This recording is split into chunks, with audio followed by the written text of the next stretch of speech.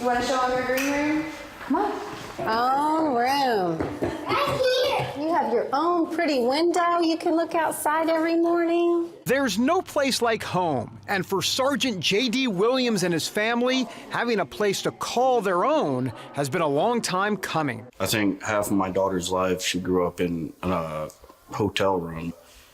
It's been pretty stressful, you know, for the past couple of years that I've been injured. On October 9th, 2010, Williams stepped on an IED, and the explosion took both legs and an arm. I remember rolling over on my back and looking at my hands, and then it was all covered in blood, and looked over at my right arm and noticed it was gone and started taking contact from the enemy. They weren't really sure exactly, you know, what his injuries were, what was going to happen, if he was going to make it. He did make it, but the road back has been slow and long. Someone gave me the advice when all of this first happened that, you know, things will be better tomorrow. Today might not be the greatest day, but tomorrow will be better, so just don't give up.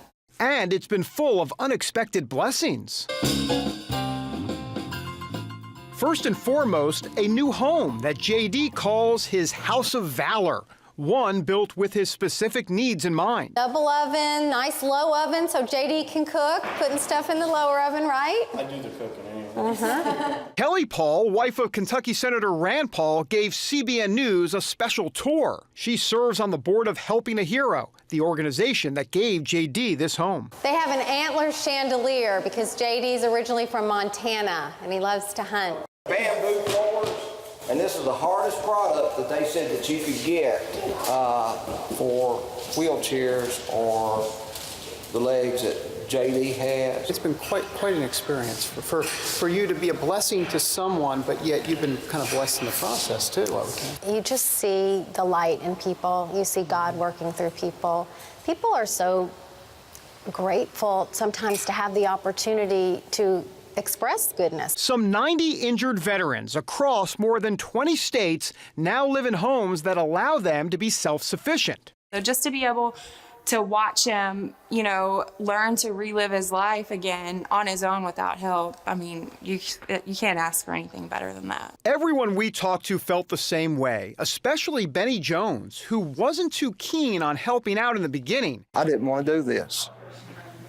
Really? I'm telling you the truth. I didn't want to do it. His wife saw an article in the paper about the effort. Well, she repeatedly asked him to read it, and each time he said no. Honey, we're real busy. I'll read it when I get a chance. When I read the story, that was it. God wouldn't let me not do it. When you can tell when God's voice is talking to you. We called Mrs. Paul and we said, what can we do to help?